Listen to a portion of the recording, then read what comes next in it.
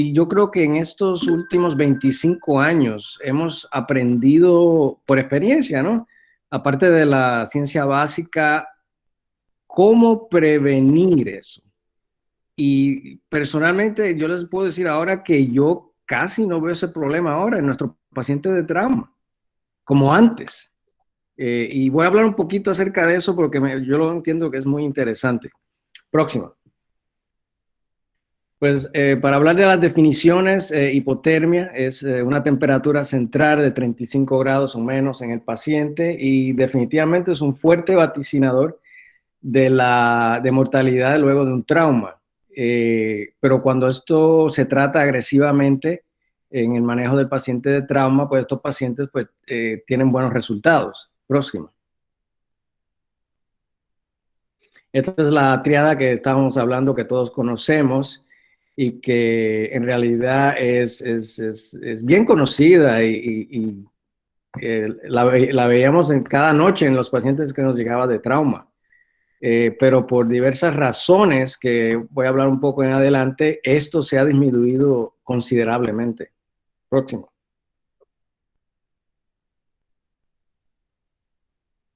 Esta es la clasificación de hipotermia. Como pueden ver, si uno ve diferentes artículos, hay diferentes categorías, y más esencialmente entre leve y moderado.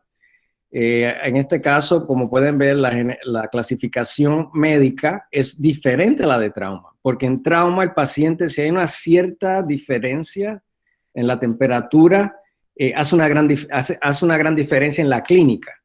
Me explico, tenemos que leve, aquí tenemos de 36 a 35 grados, nivel 1, clase 2 de 34 a 32, o sea que la diferencia entre cada clase es mucho más corta o achica para entonces, creo que esto clasifica de mejor manera el manejo de los pacientes en cada etapa dentro del trauma.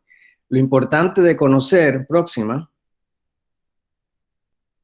aquí lo mismo, la diferencia en la clasificación es la de trauma, pero lo importante en ver aquí es que por debajo, la clave aquí es dos temperaturas para nosotros en trauma, 34 grados y 32. 32, eso sí que es donde vamos a ver la triada. ¿Okay? De 32 a 34 es donde vamos a ver que todos los conocimientos que tenemos o las maniobras o los instrumentos para calentar el paciente son los que van a hacer la diferencia significativa en ese rango de temperatura. Próxima. Estos son los diferentes mecanismos de la pérdida de calor y para que todos conozcan que la más común es la radiación, que es una onda electromagnética que se mueve debido a una diferencia en el gradiente. Y ahí es donde vamos a tener el aumento en la pérdida de calor. Luego viene conducción y después convección. Conducción es cuando tienes el paciente en una mesa fría y todo ese calor se pasa a la mesa fría. Porque es un contacto directo de los dos cuerpos. Y convección es por el aire. Próximo. Ok, aquí vemos la de 34, que ya aquí vemos que está asociado a un aumento en la mortalidad y la severidad de las lesiones. Los estudios han demostrado que por debajo, con esta temperatura o por debajo de esta, hay un aumento en la mortalidad, la acidosis, severidad de la lesión. Los pacientes, pues, obviamente se admiten a la UCI y tienen más días en el ventilador. Y la gran diferencia es si el paciente llega a una temperatura de 32 grados, ahí casi la mortalidad es casi un 100%. Y definitivamente vamos a ver un aumento en el uso de los productos sanguíneos en estos pacientes como parte de la reanimación. Obviamente el cuerpo, si no está paralizado, que usualmente está por anestesia general, va a responder con lo que decimos en inglés el shivering, el temblar, ¿no? Y esto se ha medido que aumenta el ritmo de recalentamiento del cuerpo 3.6 grados Celsius por hora. La desventaja es que va a haber un consumo de oxígeno significativamente en una persona, en un paciente que no queremos eso, porque entonces se pone peor, ¿no? Como respuesta al trauma. Próximo. Y como vemos en la literatura, la relación entre la hipotermia y la mortalidad. Como pueden ver, mientras vamos hacia la izquierda, que es cuando baja la temperatura, la mortalidad aumenta significativamente. Próximo. Esta es una foto del artículo que vamos a discutir más tarde, y una de las cosas que me gustó mucho es cómo ellos demuestran la diferencia entre cuando hay hipotermia y cuando es una parte normal. Y una cosa que voy a dejar para cuando discutamos el artículo es la importancia de la mitocondria. Vamos a hablar ahora a nivel celular, ¿no? De la mitocondria en mantener esa mitocondria saludable, porque ahí es donde la hipotermia va a afectar, ya que la producción de los ATPs es donde ocurre en la mitocondria, y si esa membrana se destabiliza debido a la hipoperfusión, ahí es donde vamos a tener problemas. Próximo. ¿Ok? Esa es la misma foto. Próxima. Entonces, para tener un conocimiento de los efectos fisiológicos de la hipotermia, vemos que afecta severamente el sistema cardiovascular. Va a haber depresión cardíaca, disminución en el gasto cardíaco, la presión arterial, va a haber una disminución en la respuesta a las catecolaminas de nuestro sistema cardiovascular, los tejidos a nivel celular. Va a haber una disminución en la descarga, en la entrega de oxígeno para esos tejidos. Y una de las cosas clásicas que siempre nos preguntan es cuál es la evidencia en el EKG, lo que decimos nosotros, electrocardiograma, y es la onda de Osborne o de J. Yo tengo una foto para que la vean, y se ve o se aprecia mayormente en las cables a nivel 2 y B6. También se encuentra una prolongación de la onda PR, QRS o del intervalo de QT. Y dependiendo de cuán profunda es la hipotermia, va a ser la expresión cardíaca. Principalmente al principio vas a tener bradicardia, fibrilación atrial, pero cuando ya el paciente está por debajo de 32 grados, que hasta llega a 28, vas a tener una fibrilación ventricular o hasta sístole. Aquí podemos ver, basado en la temperatura, los cambios que vamos a tener en cardíacos, y más o menos es lo que hemos expresado. Lo único que quiero añadir es que cuando la temperatura empieza a bajar, la primera manifestación es taquicardia. Próximo. Esta es la onda Osborne o de J en electrocardiograma. Obviamente es reversible cuando el paciente se calienta. No tiene ningún valor prognóstico. Pero próxima, cuando la vean en el electrocardiograma, pues ya saben que el paciente está hipotérmico y ya tiene cambios fisiológicos cardiovasculares. Próximo. Seguimos, vamos a tener depresión del centro respiratorio, colapso respiratorio básicamente se detiene por debajo de una temperatura de 24 grados Celsius. Se ven aumento en las úlceras gástricas, fallo hepático, hemorragia pancreática. Va a haber una disminución en la producción de insulina y aumenta la resistencia de los tejidos a la insulina como parte del trauma. Eventualmente puede haber fallo renal. Al principio es por vasoconstricción severa y una diuresis fría, ya que el paciente va a estar va a tener una vasoconstricción. Entonces se va a poner frío, y cuando tratamos de calentar al paciente, esa perfusión va a llegar al riñón y es la que va a empezar a causar problemas a nivel de órgano. Entonces, a nivel de pupilas, una temperatura por debajo de 27 grados centígrados, vamos a tener una pérdida de reflejos pupilares y tendinosos, o sea, cambios neurológicos. Próximo. Bien importante tener en consideración cuando estamos en el salón operando en estos pacientes de que la hipotermia va a prolongar la duración y media vida de muchas drogas, y esto se debe a su efecto en la capacidad del citocromo P450 de metabolizar esas drogas. Y esto empieza a ocurrir tan pronto la temperatura baja de lo normal, ¿no? De 37 grados centígrados. Va a haber una disminución en el metabolismo del lactato y el citrato, aumento en el potasio sistémico y, bien importante, una difusión plaquetaria, que ahí es donde vamos a empezar a ver los problemas de coagulopatía. Próximo. Como ven, pacientes, la mortalidad basados en el índice de severidad de la lesión, estamos comparando dos grupos, el grupo de pacientes que tenían coagulopatía y los pacientes que no tenían coagulopatía, y como pueden ver, al tener la coagulopatía, la mortalidad aumenta significativamente. Próxima. Básicamente, va a haber alteración en la actividad enzimática como parte de la coagulación. El PT aumenta en temperaturas por debajo de 35 grados y el PTT por temperaturas por debajo de 33. Además, la fibrinolisis aumenta debido a un daño a inhibidores de la lisis del coágulo. Próximo.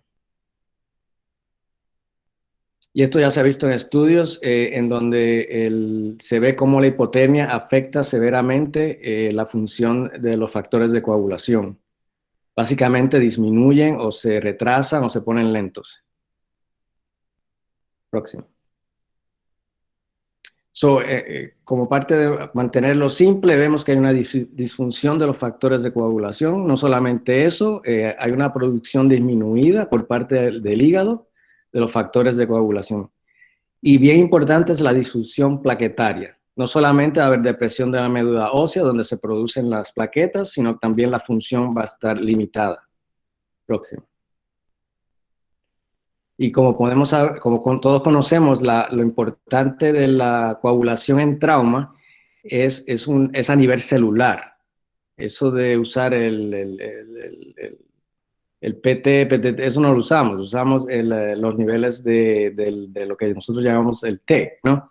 Entonces vamos a medir básicamente la función plaquetaria y esa es la hemostasis celular, que es bien importante como parte de la coagulación a pacientes de trauma. Próximo. Esta es la plaqueta, como pueden ver, tiene más cosas que nosotros conocemos, ¿no? Pero tiene tantas enzimas, proteínas, etcétera, que al haber esta disfunción, pues obviamente vamos a ver el problema de coagulación en hipotermia, en trauma. Próximo. Esta es una foto, yo cuando vi esta, dice, es así, yo no tenía idea que una plaqueta se ve así, pero esa es una microscopía de electrón. Próximo. Y para pasar, como qué métodos tenemos nosotros disponibles como parte del recalentamiento de estos pacientes. Obviamente lo más básico es lo pasivo, permitiendo la capacidad propia del paciente de generar calor para corregir su hipotermia. La desventaja es que resulta un aumento del metabolismo anaeróbico del paciente y toma mucho tiempo, muy complicado. Así que básicamente hay que proteger al paciente de cualquier pérdida de calor luego del trauma en el ambiente del hospital. Próximo. Pasamos a algo más activo, ¿no?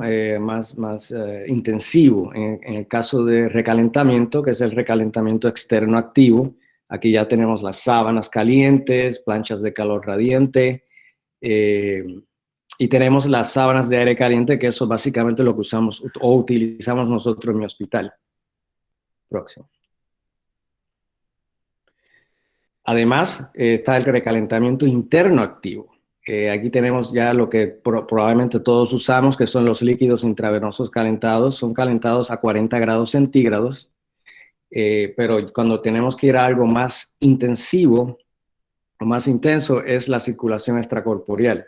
Es más efectivo, pero la desventaja es que eso te puede producir más coagulopatía, porque se necesita anticoagulación. Se puede usar el sistema arteriovenoso continuo. La ventaja es que no requiere una bomba, usa la misma presión del paciente, no necesita una membrana oxigenadora o una heparización sistémica. O puedes usar el bypass venovenoso. Esto era muy popular, bueno, no te diría muy popular, pero estuvo muy de moda en los años 90 y a finales de los 90 y al principio de los 2000, que se hicieron muchos estudios en Seattle, en estos pacientes, pero por razones de logística, de costo, de, como nosotros decimos, intenso labor, nunca se propagó como uso estandarizado en otros centros de trauma. Próximo. Y cuando el paciente está sumamente hipotérmico, podemos llevar al caso de que, de hecho, nosotros lo hacemos el lavado intracavitario. A través de los tubos de tórax podemos poner líquido caliente. A través de cuando tenemos un abdomen abierto en el salón, lo podemos lavar con salina caliente. Y cuando es mucho más intenso, pues una diálisis se ha usado en el pasado, además de los calentadores de energía radiante. Próximo. Y aquí yo solamente lo enseño porque quería que vieran cómo cada método, cómo afecta el aumento en la temperatura del paciente. Y como pueden ver, y hace sentido, es mientras más invasivo y más activo, pues obviamente el paciente se calienta mucho más rápido. Cuando llegamos al paso del ECMO, del bypass, de la diálisis, y el lavado intraperitoneal o el lavado de la cavidad torácica. Y el que usamos todos básicamente es el de activo externo, que es lo que llamamos aquí el bear hugger. Ese es el que utilizamos en mi institución, y además usamos las sábanas calientes.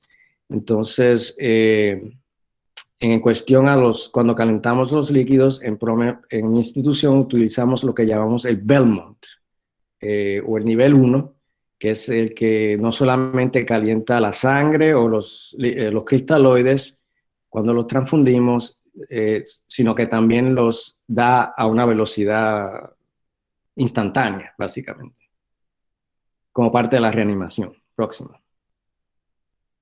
Complicaciones, obviamente, de la hipotermia, hipotensión, hipoglicemia, rhabdomiólisis, fibrilación ventricular, problemas electrolíticos y los problemas de coagulación que ya describimos. Próximo. Pues así nos llega un paciente con un trauma como este que nos llegó los otros días. De hecho, puse esta foto, pero el paciente no tenía ninguna lesión. Imposible, ¿no? La esposa le dio esa cuchillada. Próximo. Pero aquí el factor es la prevención. Y es interesante cómo todas las cosas que hemos aprendido del método del control de daños, no solamente quirúrgico, de la parte quirúrgica, sino de lo que va a hablar el doctor Duchesne la semana que viene, de la reanimación hemostática, llevar al paciente al salón lo más pronto posible, sacarlo del salón lo más pronto posible, hacer la más mínima intervención en el salón operatorio, dar la reanimación 1 a 1 a 1, limitar el uso de cristaloides. Todos esos factores, todos juntos, es lo que ha cambiado la sobrevida de estos pacientes a que sea mucho mejor. Y vemos no solamente una disminución en la acidosis del paciente, sino de los casos que vemos hipotermia, y de hecho vemos pacientes con mucho menos complicaciones. Por ejemplo, cuando yo estaba en mi residencia, teníamos pacientes con el problema respiratorio agudo, que a veces tenían una presión positiva, pero de 10, 12, 15, 18. Ya eso casi no lo vemos, porque hemos aprendido a utilizar estas técnicas en conjunto, y eso ha ayudado grandemente a la sobrevida de estos pacientes. Próximo. Pues de los que le da el cristaloides, ya eso es bien limitado por sus problemas que tienen, como la salina muy acidótica, el Ringers, que es muy proinflamatorio. Próxima. Y básicamente hacemos la reanimación dirigida, que es vamos a darle al paciente lo que realmente necesita. Próxima. Reanimación de control de daños, lo que ya mencioné, la resucitación hemostática. Próxima. Pues utilizamos el TEC, que es lo que nos va a dar la información, nos da la curva de cómo está procesando la coagulación de ese paciente en el momento. No hay que esperar por un laboratorio, etcétera.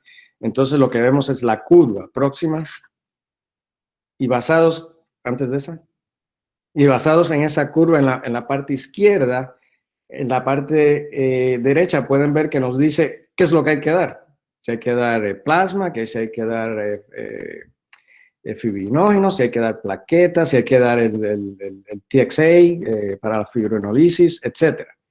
Entonces se da en el momento y esto como parte del armamentario del control de daños, pues disminuye las complicaciones en el paciente y los problemas eventuales de acidosis y hipotermia. Próximo. Y lo importante es prevenir lo que antes de tratarla. Tratarla, pues ya estamos tarde. La prevención a través de todas estas técnicas es lo que nos va a prevenir y nos va a aumentar la sobrevida de este paciente. Este es el doctor Rodríguez de Puerto Rico, que lo conoce el doctor Méndez. Hemos compartido y es lo mismo. Tiene los mismos traumas que nosotros tenemos acá también. Próximo. Y eso es quería darles un pequeño, una introducción a la hipotermia, lo que nosotros hacemos aquí en Dallas, actualmente en estos pacientes de trauma, como para evitar la hipotermia en nuestros pacientes. Gracias.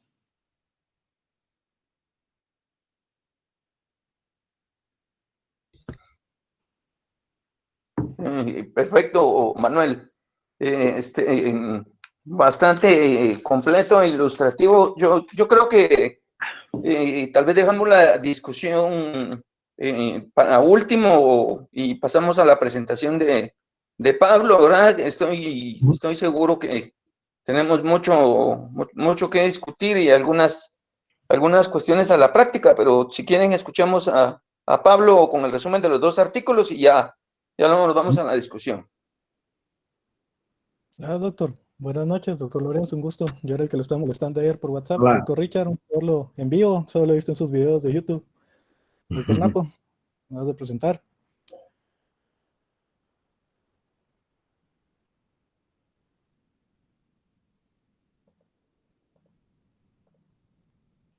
¿Ven mi pantalla?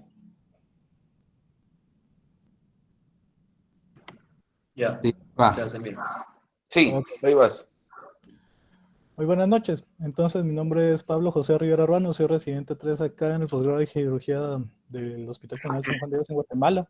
Como siempre, gracias a todos por acompañarnos y me dejaron hacer una revisión acerca de dos artículos de hipotermia en trauma. Uno es acerca de una resucitación en el paciente traumatizado por metas y el otro es sobre las posibilidades terapéuticas de hipotermia en el trauma.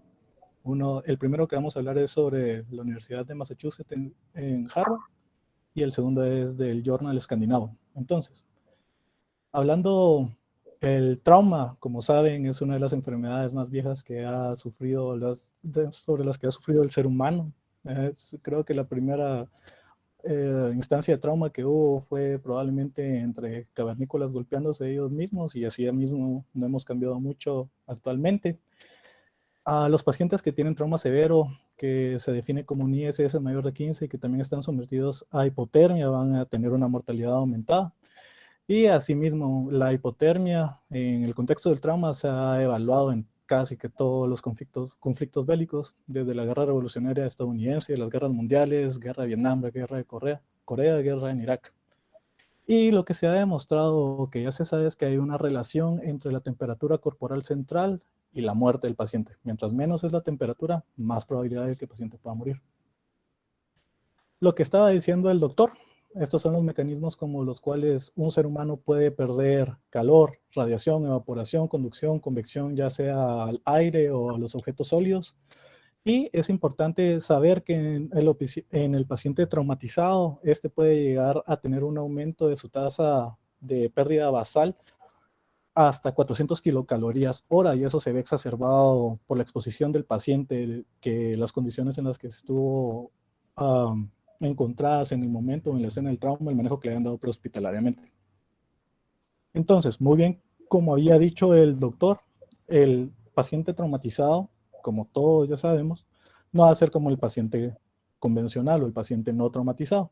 Y esto también se aplica al trauma. Por eso es de que hay una escala especial o definiciones especiales para hipotermia, que puede ser leve, moderada, severa. Y vale de decir de que el paciente que esté en una hipotermia severa, el paciente traumatizado con hipotermia severa va a tener efectos adversos aún mayores en su economía que el paciente con hipotermia leve. Entonces, esto nos pone en una situación en especial en la que si sabemos que la hipotermia es parte de la triada mortal, sabemos que la hipotermia puede llegar a ser mala para nuestro paciente traumatizado, ¿qué podemos hacer? Lo primero y lo más importante es poder reconocerlo. Entonces, el monitoreo en sitios de trauma se ha vuelto muy importante porque necesitamos una manera en la que tengamos una temperatura corporal que sea fidedigna, que lo podemos reproducir y que se pueda tomar fácilmente. Entonces, se han supuesto varios, o se han descrito varios lugares que se pueden hacer. Por ejemplo, se puede tomar la temperatura central por medio de un catéter de Swan-Ganz en la arteria pulmonar y esta tiene una variabilidad de 0.1 grados centígrados, pero no es muy feasible ponerlo en el escenario prehospitalario o en el escenario de guerra, por poner ejemplos. Asimismo, se ha dicho también, o se han dicho también, la toma de temperatura en el esófago distal, en la membrana timpánica, en la nasofaringe, o asimismo una sonda lingual. Y también están los lugares ya descritos tradicionalmente para la toma de temperatura, como sería axilar, vesical o rectal, pero estos pueden tener mucha variabilidad debido a la exposición o el ambiente en el que se encuentra el paciente, así mismo como cambios de piel o de la superficie del mismo. Entonces, ¿cómo es que funciona la hipotermia en el paciente? Normalmente lo que vamos a tener es un estímulo en los termorreceptores a lo largo de nuestro cuerpo que va a activar el sistema nervioso y lo que va a causar es, como bien decía el doctor, que temblemos y también va a iniciar una serie de mecanismos para poder subir la tasa basal del paciente y así que genere más calor intrínsecamente. Pero el problema es que todos estos mecanismos se llegan a agotar. El APT celular, asimismo el músculo se puede llegar a cansar también y eso deja que el paciente se quede en hipotermia, que pueda empezar a entrar con sus efectos adversos. Entonces, rápidamente diciendo, en el sistema nervioso central o neurológicamente, el paciente con hipotermia, vamos a tener desde temblor, excitación del sistema nervioso central, hasta ir disminuyendo, llegar a nubilación o lo que puede ser muerte cerebral. Cardiovascularmente, el paciente va a empezar con estos sistemas de buffer hacia el estímulo del frío, vasoconstricción, taquicardia, va a redistribuir el flujo que tiene y a medida que va bajando la temperatura va a encontrarse con irritabilidad miocárdica que lo predispone, como bien decía el doctor, a arritmias ventriculares y hasta llegar al paro cardiorrespiratorio. En el sistema respiratorio, el paciente va a tener un aumento de la frecuencia respiratoria, que va a aumentar la pérdida del calor también por evaporación, y va a seguir a medida que vaya bajando la temperatura y su sistema o su alerta puede llegar hasta apnea. Mientras que renalmente, como decía el doctor, vamos a tener diuresis en frío por esa misma redistribución de flujo, llevando a disminución de la tasa de filtrado glomerular ya en grados muy cercanos o ya cercanos al cero, con disminución de la tasa de filtrado glomerular y desequilibrios hidroelectrolíticos. Hematológicamente, a medida que la temperatura baja, se nos va a ampliar el TPT y, como todos sabemos, la cascada de coagulación y cómo es que funciona esto en el ser humano es en un rango muy, muy fino de temperatura y media vez esto se vaya cambiando, podemos encontrarnos desde coagulopatía enzimática, trombocitopenia y inactivación de las plaquetas. Y también, como va a haber una atenuación a la respuesta inflamatoria, se puede encontrar aumento de la infección en este tipo de pacientes. Entonces, todos sabemos acerca de la triada mortal, sabemos que la hipotermia se va a relacionar con coagulopatía, que se va a relacionar con acidosis. Eso es lo que todos le tenemos en el paciente traumatizado. La coagulación inducida por trauma y la hipotermia se va a presentar hasta en un cuarto de los pacientes que hayan sido traumatizados, y el paciente que vaya a tener estas dos tiene un gran chance de morir, 46%. ¿Y esto cómo pasa? La lesión tisular va a llevar a choque, el choque va a llevar a un cambio del metabolismo aerobio del paciente a un metabolismo anaerobio, que va a predisponer a la acidosis, no se va a poder utilizar bien el combustible que hay en las células con disminución del APT, que como ya hemos hablado va a llevar a coagulopatía, y en los intentos que va a tener el médico de reanimar a su paciente puede hacer que éste caiga en el segundo golpe, del cual voy a hablar más adelante, pero todo esto es un ciclo vicioso y son cabal los 7 elementos que menciona el artículo que puede agravar la coagulación inducida en el trauma.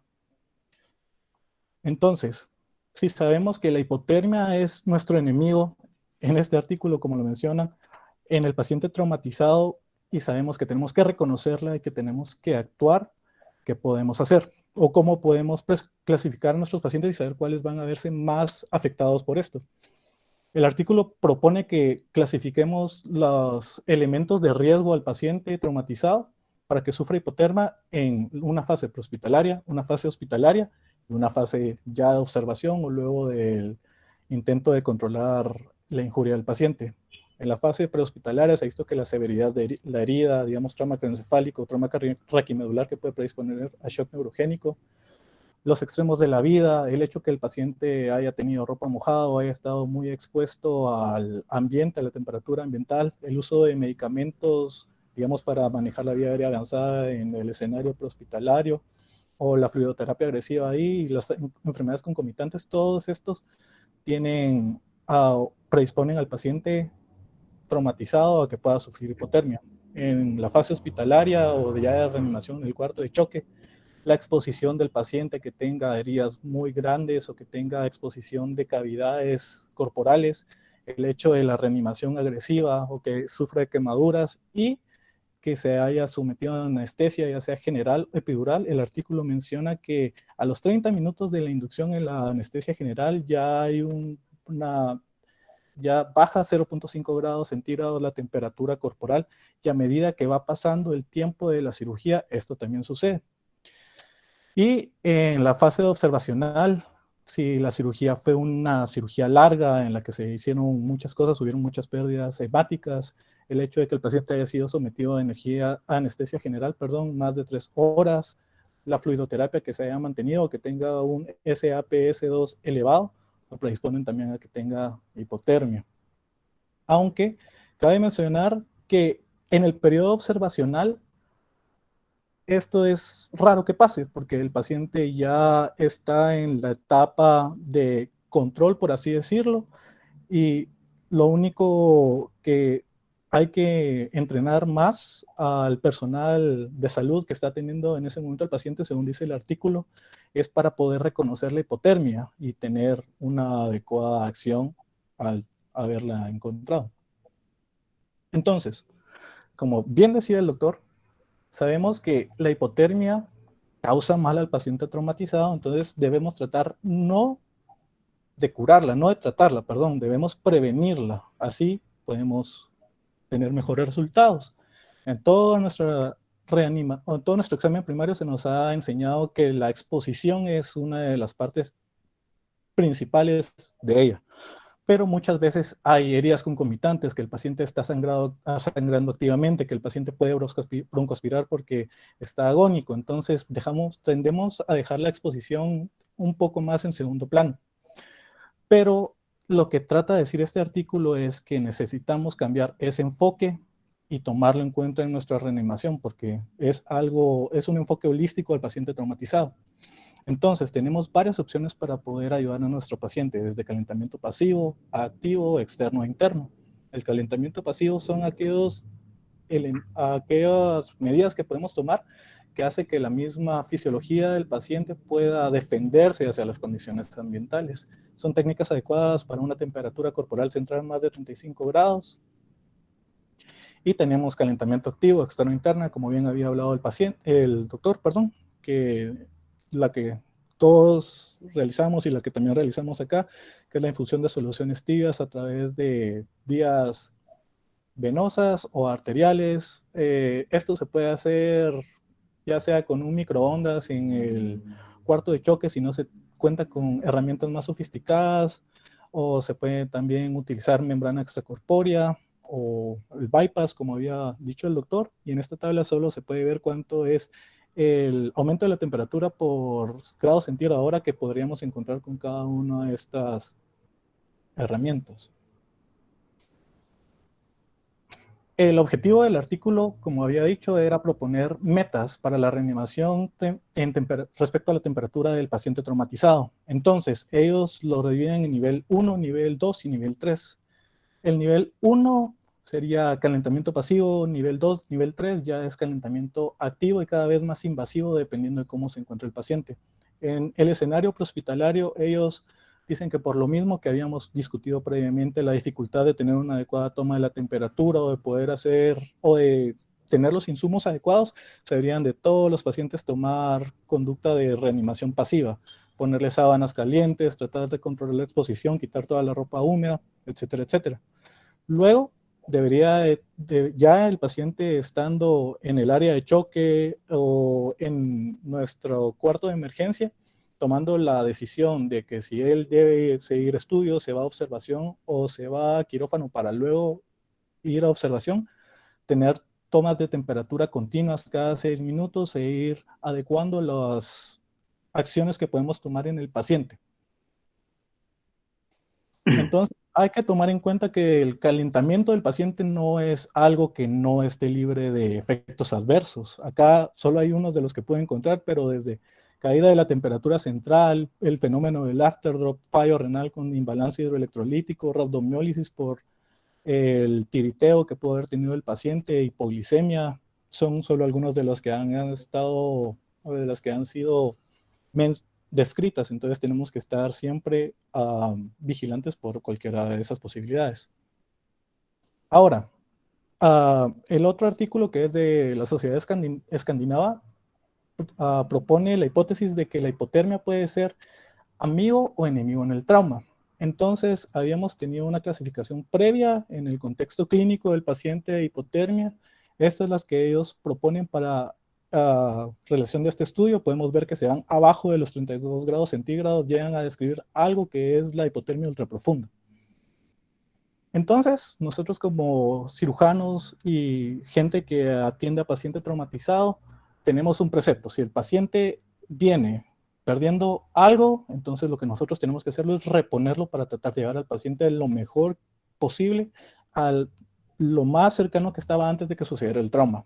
Pero esto muchas veces puede verse afectado por el equipo, los insumos que tengo, el hecho de que yo también en ese intento de poder ayudar al paciente le cause lesiones iatrogénicas, digamos, por el uso de líquidos agresivamente que no han sido calentados. Y todo esto puede, o sea, suena muy bueno en teoría, pero lo que nosotros buscamos es el control definitivo del trauma. Entonces, acá en la fotografía, a mano derecha, se puede ver al doctor Adam Scowley, que él fue quien popularizó el concepto de la hora de oro. La hora de oro es la hora después del trauma en el que, dependiendo de las cosas que el médico tratante haga, puede ayudar a la sobrevida de su paciente. Es la hora crítica, por así decirlo, en el paciente traumatizado, lo que todos buscamos, que el paciente viva y que viva bien. Pero, ¿qué tal si por alguna razón pudiésemos hacer que esa hora durara más? Entonces, eso es lo que propone o lo que se ha estado intentando estudiar con respecto a la hipotermia. Entonces, para saber cómo es que la hipotermia nos puede ayudar extendiendo esta hora dorada, tenemos que entender cómo es que funciona el shock hemorrágico. A manera de resumen, sabemos que el paciente que se encuentre con hemorragia activa va a tener mecanismos compensatorios del sistema cardiovascular, aumento de la frecuencia cardíaca, activación del sistema renina-angiotensina y liberación de catecolaminas endógenas en intento de mantener una adecuada perfusión tisular. Pero, como habíamos dicho previamente, todos estos mecanismos se gastan, se cansan. Entonces, ¿qué vamos a tener después? Anaerobiosis, fallo de las bombas celulares dependientes de ATP, especies de oxígeno reactivas, vamos a tener disfunción mitocondrial y todo esto va a llegar a apoptosis. Y quiera que no, todos estamos hechos de células, entonces mucha apoptosis va a ser algo malo para el paciente. La lesión de reperfusión. Normalmente lo que nosotros buscamos es parar el sangrado que tenga el paciente en choque hemorrágico, reponer las pérdidas y poder restaurar las pérdidas energéticas que él haya tenido. Pero la lesión de reperfusión trata de cuando el médico intenta reponer pérdidas con fluidos excesivamente, entonces se da un fenómeno que se conoce como el segundo golpe. Y esto lo único que va a hacer un daño por reperfusión a nivel celular, exacerbando la injuria de la misma, creando especies reactivas de oxígeno, aumentando la respuesta inflamatoria que había estado atenuada debido a la hipoperfusión tisular, y también puede tener consecuencias a más grandes rasgos, como es el síndrome de estrés respiratorio del agudo del paciente, pulmón de Danan, fallo multiorgánico múltiple, y también puede presentar inmunosupresión postraumática.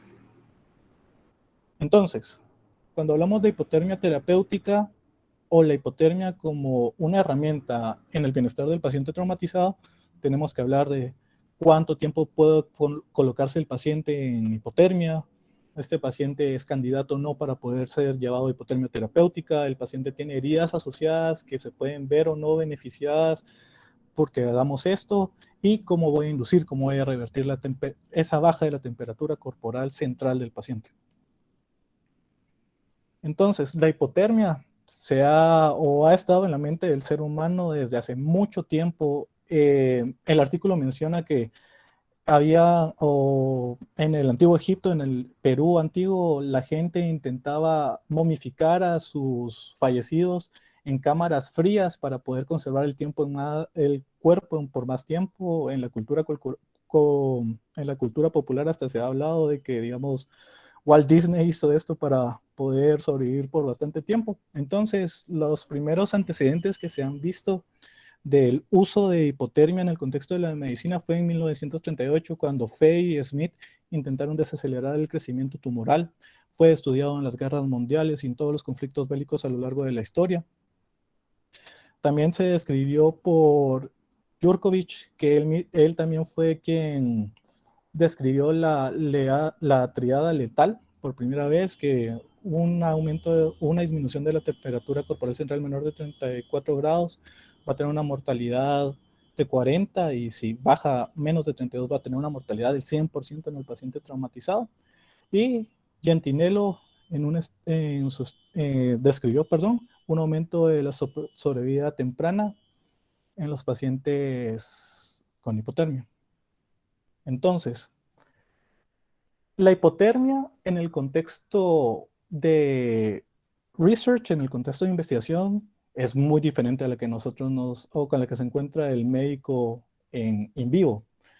En la hipotermia espontánea, el paciente va a tener más requerimientos de sangre energético, vamos a tener peores resultados, por lo tanto, una depresión energética intracelular marcada con alteración de la hemostasis de la economía, el paciente puede entrar a triada mortal. Y es muy diferente hablar de un paciente electivo o un paciente traumatizado. Mientras que en la hipotermia terapéutica o también en modelos animales, que es donde se ha estudiado, ya se hace en un ambiente controlado, bajando la temperatura a cierto grado por hora, viendo cómo es la necesidad energética del paciente en ese entonces, ya sabiendo que la célula va a responder de cierta manera y sabiendo de que hay un periodo seguro de isquemia que podemos trabajar en el paciente. Entonces, esta es la imagen que había puesto el doctor, donde se mira cómo es que el metabolismo celular en la hipotermia espontánea va a terminar en liberación de factores inducidos por la hipoxia, aumento de la inflamación y la apoptosis celular, a diferencia de la terapéutica o de la hipotermia controlada, por así decirlo. Y las metas que se quiere lograr con la hipotermia en este tipo de pacientes es crear un adecuado tiempo para el manejo quirúrgico, lo que hemos hablado de poder prolongar la hora dorada, poder evitar el paro cardiorrespiratorio y dar en cierto grado una protección celular al paciente. Entonces, ellos referían de que lo que buscaban en este estudio específicamente era controlar la hemorragia, minimizar el daño cardiovascular, debido a que a medida que va bajando la temperatura, se ha visto de que hay una disminución del consumo de energía del miocito cardíaco y así poder evitar también el segundo golpe en los pacientes o en los sujetos de este estudio. Se ha visto que hay preservación de energía en este tipo de pacientes y describen algo que se llama la preservación de emergencia y resucitación o EPR, que es un periodo en el que el metabolismo, la tasa metabólica del paciente disminuye seguido de una resucitación o una fluidoterapia juiciosa en el paciente hipotérmico, extendiendo la hora dorada, y ellos manejaron temperaturas centrales corporales de 10 a 15 grados, con metas de una presión arterial media de 40 milímetros de mercurio, usando bypass cardiopulmonar para inducir el paro cardíaco por 60 minutos, y a lo largo de todo esto fue hipotermia severa de 60 minutos. Esto tuvo una muy buena sobrevida, pero fue en modelos caninos, y también lograron la hipotermia profunda por infusión de soluciones frías a través de la aorta por lo largo de 90 minutos. Eso es todo lo que tengo para darles el día de hoy. Gracias. Perfecto.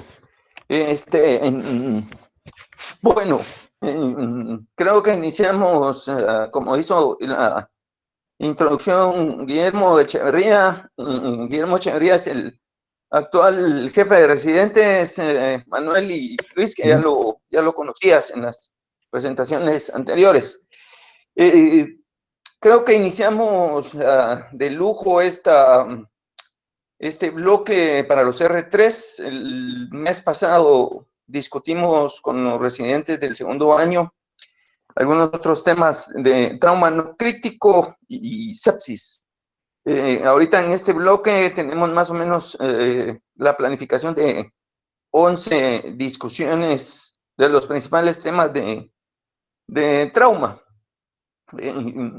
Y pues consideramos de importancia definitivamente que el cirujano general y el cirujano de trauma tiene que tener ojos moleculares, tiene que ir más allá de la simple cuestión del sangrado macro, tiene que ver precisamente mucha de los cambios celulares, y por eso pues vamos a tocar algunos temas que no son eminentemente quirúrgicos en cuanto a técnica, pero pensamos que son de especial y esencial importancia como armamental para que la gente que va a manejar un herido problema de fuego crítico pues entienda qué es lo que está pasando. Así que, bueno, tenemos invitados de lujo que vamos a aprovechar.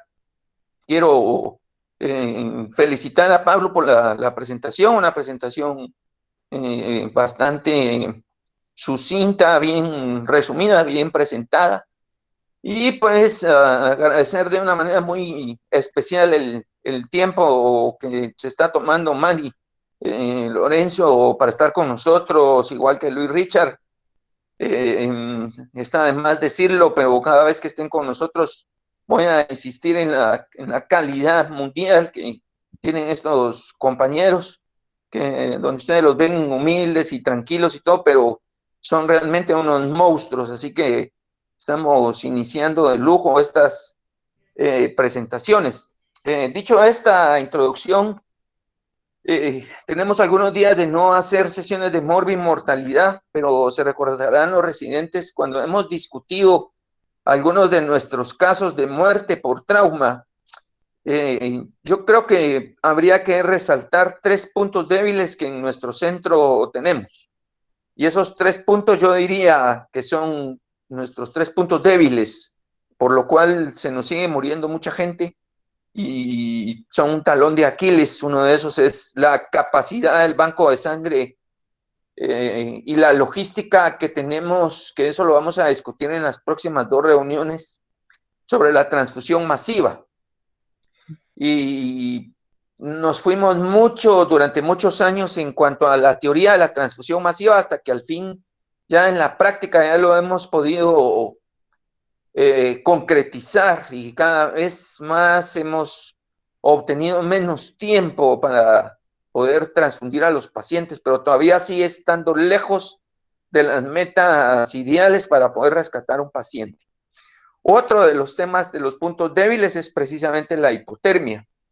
Creo que ojalá que toda esta rica teoría, todos estos extensos conceptos los convirtamos nosotros en la práctica, lo convirtamos en la práctica, porque creo que si hiciésemos una estadística, ahorita le preguntáramos a los residentes 4 del 100% de los baleados que han operado, ¿a cuánto les ha tomado la temperatura? Yo estoy seguro que ni siquiera llegamos al 5%. Entonces, creo que la hipotermia la tenemos solo como teoría. Sabemos que es nuestro enemigo, sabemos que hay que evitarlo, sabemos que hay que tratarlo y lo hemos tratado en algunas oportunidades, pero no lo medimos como debería de ser y no lo tratamos con la seriedad y la importancia que esto tiene. Así que yo creo que este tema y esta charla nos tiene que hacer reflexionar sobre la importancia de que en el quirófano cada vez más exijamos al equipo de anestesia, porque yo entiendo que sí creo que tienen algunos dispositivos esofágicos, según yo estaba preguntando, que son los con los que contamos, o por lo menos una mínima temperatura tradicional. Y otro de los puntos débiles, pues, es el monitoreo posoperatorio, pero les decía, el manejo de la hipotermia es precisamente uno de los puntos débiles y por eso lo trajimos aquí, que parte de las estrategias de las mejoras de la calidad de atención en trauma son precisamente tratar los puntos débiles que tenemos, y empezando por la teoría para que todos nos enriquezcamos, aprendamos de esto y ya con toda esta armamentario tratemos de ir mejorando la práctica del manejo de la hipotermia. Creo que hay algunas cosas que yo he podido observar que no creo que sean buenas en el manejo de la hipotermia que nosotros hacemos, como la colocación de las lámparas, esas que tienen foco. No sé si, Luis, de repente en Venezuela también las han utilizado. Yo he visto algunas quemaduras de los pacientes y realmente no calientan más que la piel, así que no es una buena idea. Algo que me parece un poco contradictorio y que yo sé que está en los artículos, pero se contradice a la misma teoría y a los mismos principios del manejo moderno del trauma, es la administración de fluidos calientes. Y eso se contradice porque en el trauma, paciente que estamos resucitando, nosotros queremos administrar, si no muy poco, idealmente nada, hasta que tengamos el control de la hemorragia. Así que la administración de fluidos calientes yo lo dejaría algo en reserva, que tal vez en algún momento, no sé en qué momento, esto pudiera ser beneficioso, pero yo creo que es más que a alguien se le ocurrió y se pone como teoría, porque para poder recalentar a un paciente se necesitarán que 3 o 4 litros de solución, y eso es contraproducente el utilizarlo, así que yo creo que es muy poco práctico ese concepto. Esas dos situaciones, yo quisiera hacer el comentario que yo creo que no las deberíamos de utilizar. Contamos actualmente en el San Juan de Dios solamente en cuidado intensivo, no tenemos, aquí está uno de nuestros intensivistas, que es Esteban Arriaza. Yo no sé si en cuidado intensivo contamos con colchón térmico. En sala de operaciones contamos con 2, pero no sé si siempre en los turnos los dejan afuera. En las mañanas y en las tardes sí los hemos pedido, las veces que los pedimos nos ha funcionado. Así que creo que lo que más es práctico en nuestro medio hoy por hoy es la colocación de tubos de toracostomía, independientemente el paciente tenga o no trauma, porque yo lo he comprobado y he visto que es una fabulosa forma de subir la temperatura, pues estamos llegando al corazón, realmente estamos elevando la temperatura central y metiendo soluciones, obviamente con cuidado, pues que no pase de los 40 grados centígrados, pero nosotros lo hemos hecho con algunos, lo hemos practicado con algunos pacientes. Yo me recuerdo de un jovencito con una fractura pélvica que nos hizo paro cardiorrespiratorio por las arritmias y falleció transoperatorio por la hipotermia. Lo logramos resucitar, le metimos los 2 tubos de toracostomía y el jovencito salió adelante. Así que yo creo que es en la práctica, porque nosotros no tenemos cómo hacer el bypass y todo ese recalentamiento que mencionaba Manuel. Creo que el tubo de toracostomía bien utilizado de los 2 lados es una excelente alternativa para recalentar a los pacientes. Quisiera que Manuel nos ampliara un poquito más y a entrar a esta discusión y también escuchar a Luis con la corriente de Sudamérica, porque son escenarios distintos, tal vez son los mismos traumas, pero tal vez las alternativas terapéuticas o los insumos con los que contamos a veces no es lo mismo y esto se vuelve una realidad un poco distinta. Manuel, si quisieras ampliar un poco más, yo sé que hablaste bastante y nos dejaste muchas dudas, perdón, nos quitaste muchas dudas y ampliaste mucho de la discusión, pero si querés profundizar en algunos de estos puntos. No, claro. Gracias, doctor Méndez. Básicamente les voy a decir lo que hacemos, ¿no? Es bien importante lo que dijo el doctor Méndez en cuestión de que para tratar algo hay que medirlo, hay que tomar la temperatura. Y entonces ahí es donde se comienza, ¿no? En nuestra institución hacemos un vasto uso de lo que mencionaste del tubo esofágico. Obviamente un paciente que no está enfermo, ¿no? En cuestión de sangrado, hipotensión, etcétera. Usualmente lo usamos en pacientes que requieren una ventilación, una intubación, ¿no? Entonces ahí es más fácil colocar el tubo, entonces ahí medimos, lo ponemos desde el salón de trauma o de reanimación y se va con el puesto a la UCI o al salón de operaciones. Y ahí se continúa a medir la temperatura. Básicamente, si no es esa, usamos los equipos. Si el paciente obviamente es un trauma menor, pues se usa lo que se usa regularmente, ¿no? Pero en pacientes que estén enfermos o críticos es el tubo esofágico. Y eso nos da es muy bueno, bastante certero y nos da mucha información. En cuestión a los líquidos, totalmente de acuerdo con el doctor Méndez de que tratamos de evitar el uso de cristaloides por las razones que ya hablamos, ¿no? Pero nosotros, si requerimos de una infusión mucho más avanzada o más intensa, obviamente utilizamos la máquina, que por lo menos nosotros, que creo que en uno de los artículos hay una lista de todos los equipos disponibles, usamos el Belmont, o tenemos dos, el Belmont o el nivel 1, que básicamente da la sangre en cuestión, le da 4 unidades de sangre como en 3 minutos, ¿ok? Y la calienta los productos de sangre, que ahí es que entonces es que hablamos de los líquidos que se calientan. Pero de acuerdo, el uso de cristaloides mínimo, totalmente de acuerdo con eso. Y cuando llegamos, estoy de acuerdo con lo de no utilizar medidas que directamente toquen la piel, porque hemos tenido, digo, eso hace tiempo ya, pero tuve una experiencia de que una persona del parte del equipo utilizó los vasos, los litros de salina y los calentó en el microondas y se los puso al paciente entre las piernas, por debajo del brazo, y le causó quemaduras de 2º grado. Y el paciente estaba frío. O sea que hay que tener mucho cuidado. Estoy de acuerdo que eso no va a hacer nada, va a ser quemar la piel básicamente, no va a ser nada sistémico.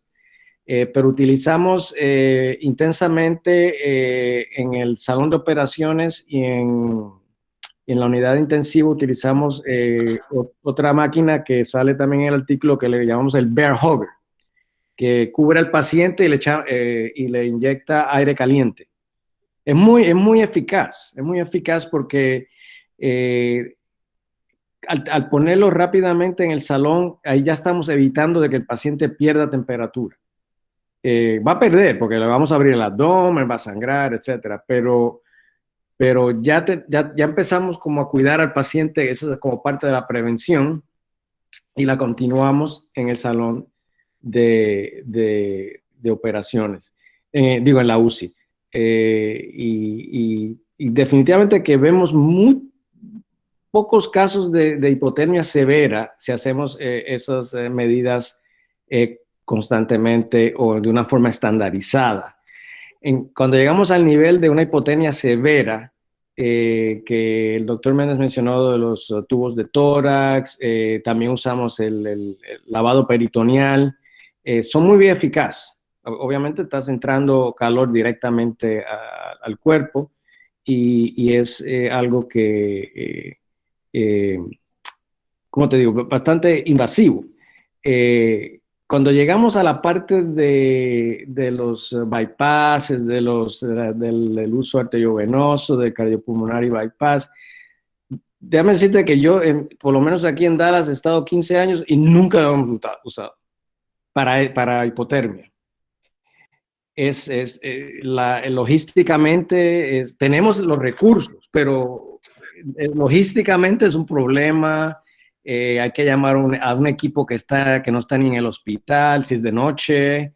Y en estos casos lo importante es el tiempo. O sea, hay que hacer las cosas rápido y utilizar los otros mecanismos que ya hablamos. Yo creo que es mucho más eficaz y mantiene la cosa más simple, porque si sigues haciéndolo más complejo y más complejo, ahí es donde hay problemas. Hay que mantenerlo simple y rápido. Y básicamente eso es lo que hacemos aquí en Dallas, ¿no? Perfecto. Luis Richard, Bueno, no, yo ¿qué encantado, dices, hermano? encantado de escucharlos aquí, me distraigo y aprendo muchísimo cada vez que me conecto. Escuchar a Manny siempre es un placer y por supuesto, Napo, Gracias. todo tu equipo, de verdad que es fantástico. Yo me considero parte del equipo y tú lo sabes. Seguro, así es. Qué bonito estudiar esto y te digo por qué, porque el cirujano en general, no el de trauma, como somos algo muy manuales, como tenemos la habilidad de corregir algo con las manos, y lo que corrige las manos lo ve macroscópico, a menos que seas un cirujano de microcirugía, nos olvidamos un poco de esa parte molecular. Yo entiendo que esta parte de repente tiende a ser pesada, porque a nosotros nos encantaría ver, nos encanta ver ahí de repente cuando Napo pone un video con el tórax abierto y le mete la mano en el corazón con el reloj puesto, al mejor estilo venezolano. Pero nada de eso funciona si no entendemos esta parte molecular que es importantísima.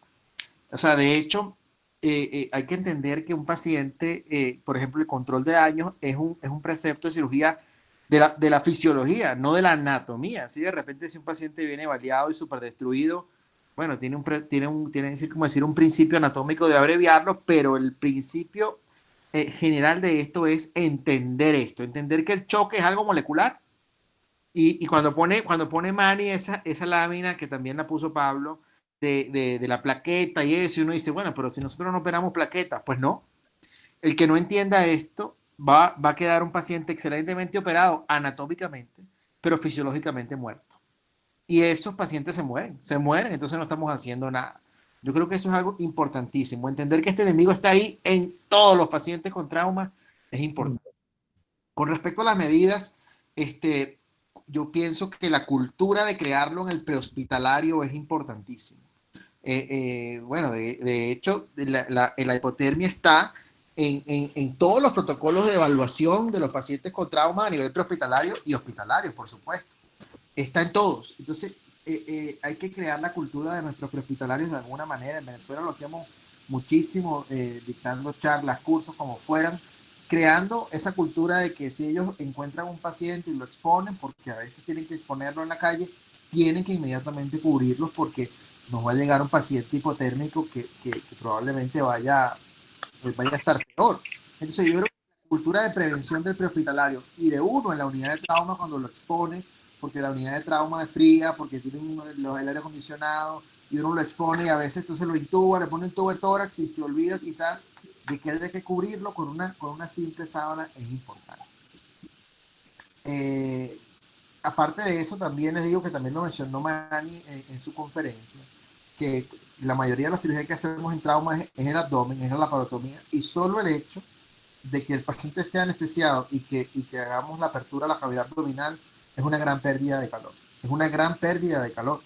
Entonces, creo que hay demasiados factores que hacen que ese paciente pierda calor, como para que nosotros no podamos entonces hacer medidas desde las más básicas hasta las más complejas, como las que habló Manny, para poder entender de que eso es un enemigo, así como el sangrado. O sea, es un enemigo de verdad letal y que se nos va a complicar, o sea, se nos va a complicar el paciente así hagamos una gran reconstrucción o anatómicamente rápidamente podamos hacer entonces una gran maniobra quirúrgica. Si el paciente está hipotérmico, probablemente la mortalidad, porque la hipotermia se relaciona directamente a la mortalidad. O sea, complicaciones sí, pero se asocia directamente a la mortalidad. Yo creo que por eso es que hay que interrumpirla de la manera que sea o tratar de prevenirla. Eso es lo que quería aportarte, ¿no? Perfecto. Tengo una pregunta para los R4. Chepe, ¿estás ahí, Chepe?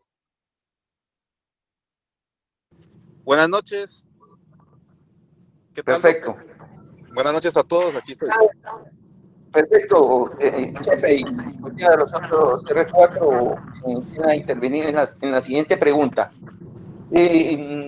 Cuando en algún momento hemos necesitado hacer la transfusión hemostática, pues entiendo que lo primero que nos dan, lo que nos dan más pronto, son las células empacadas, y te entregan las células empacadas frías. Pregunto, ¿qué estamos haciendo en quirófano para pasarlas? ¿Las pasamos frías, las recalentamos? ¿O cómo hacemos el recalentamiento? Porque nosotros no tenemos el Belmont que tiene Manny. Entonces, ¿qué estamos haciendo? Se lo pregunto a los R4, porque es distinto lo que yo les pueda decir que hago o que sugiero, y distinto es lo que hacemos en las noches, ¿no? Entonces, por eso hago la pregunta directa a los jefes de grupo. Bueno, yo solo lo que le aprendí a un compañero fue que calentaba los salinos y lo ponía a pasar conjunto con las células empacadas en un compresor por manual que tenemos ahí en la emergencia, con el que se pasan todas las soluciones cuando se quieren pasar en bolus.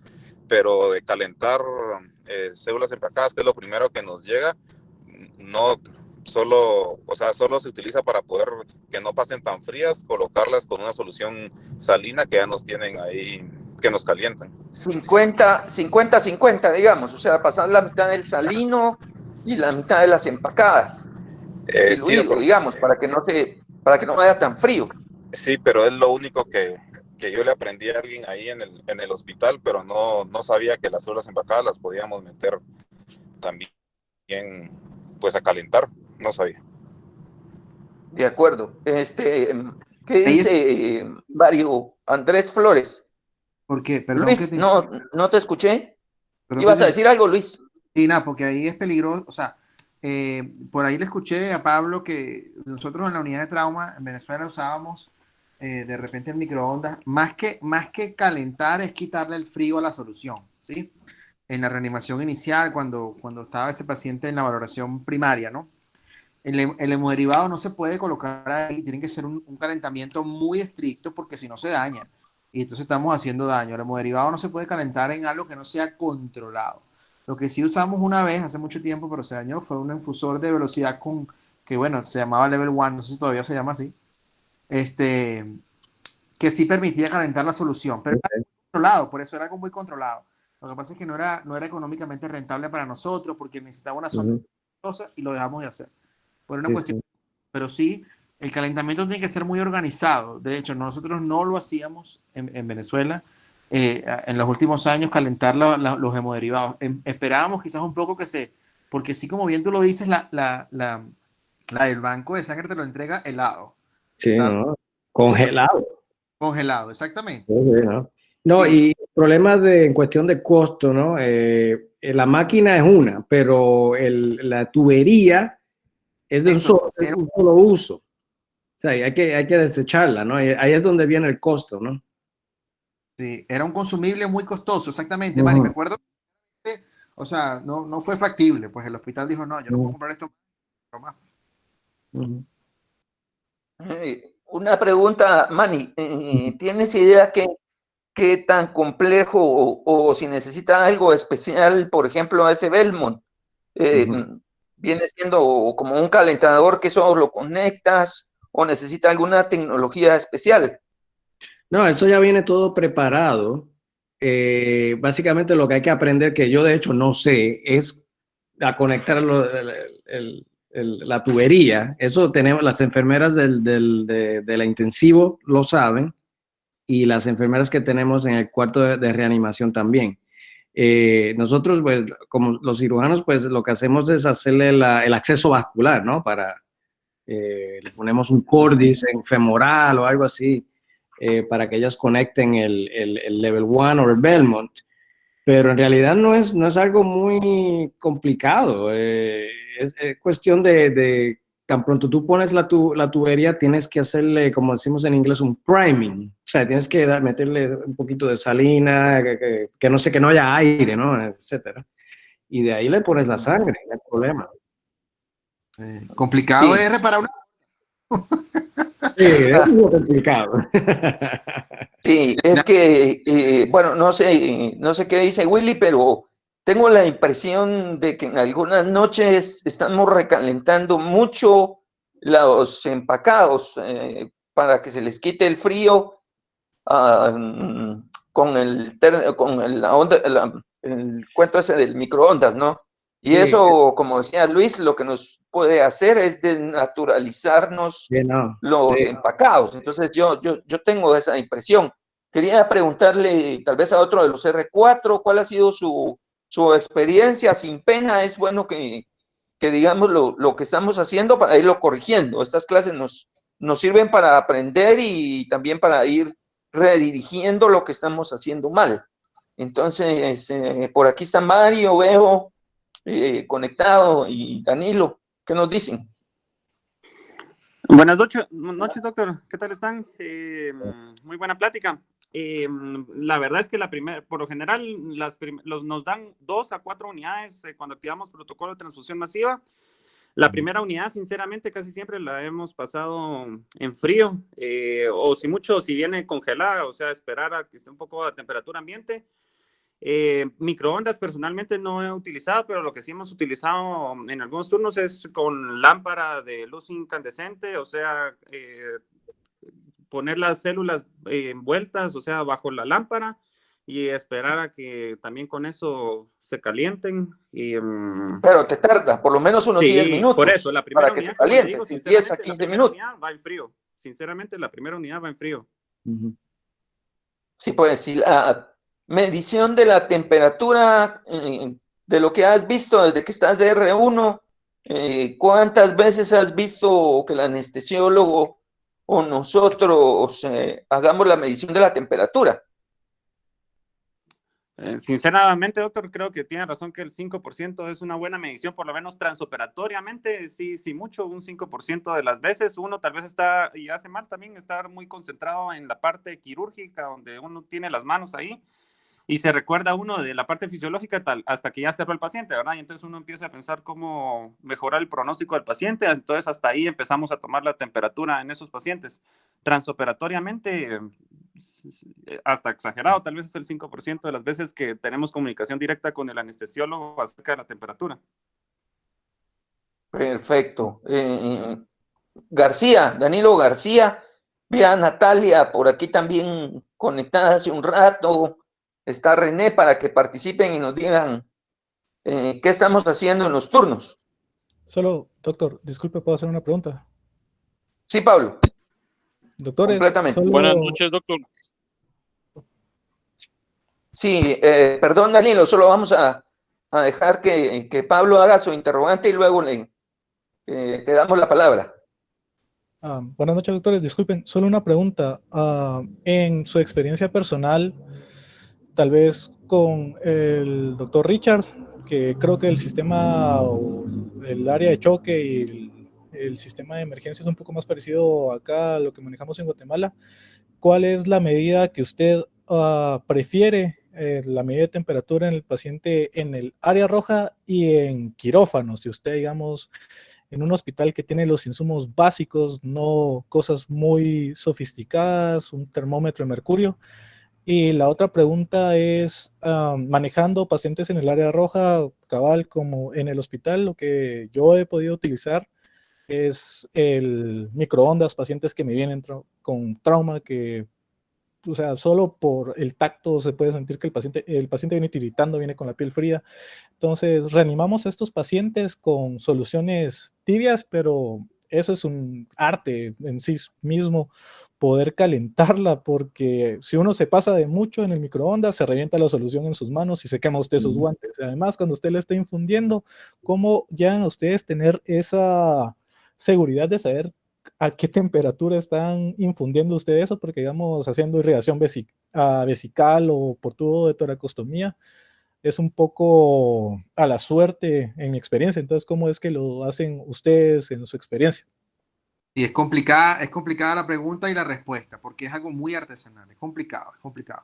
Pero te digo que ahí el concepto sería no calentar la solución, sino quitarle el frío. Sí, quizás suena un poquito romántico eso, pero es realmente eso. Y lo que hacíamos es que manteníamos quizás 4 o 6 soluciones, dependiendo del volumen, dependiendo si era viernes por la noche o martes por la mañana, listo para cuando ese paciente llegara. Ok, como norma, la sangre estaba muy poco disponible en el hospital, sobre todo en los últimos años, que llegamos a hacer hasta autotransfusión, porque no teníamos ni una gota de sangre en el hospital. Entonces, oye, era complicado.